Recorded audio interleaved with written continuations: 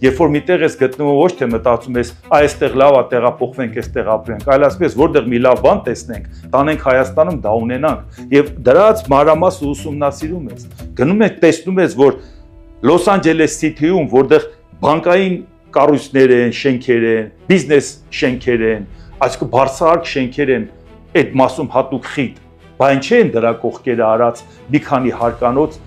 ավտոկայանատեղիներ, բայց չէ բացօթյա ավտոկայանատեղի արած։ Ինչ է այդ փողը թանկ չի։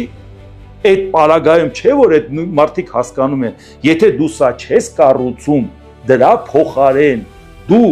չես ունենում նորմալ կենսունակություն ունեցող այդ բարձրահարկ շենքերը։ Այդ շենքի տակի ոչ մի խանութից ոչ մեկը չի կարողանում օգտվել։ Իսկ երբ որ հիմա դուք այս նկարը նայում եք, պարզ երևում է որ բացօթյա կայանատեղին նույնիսկ բանուկ թաղամասում խիտ պիկ ժամի ազատ է։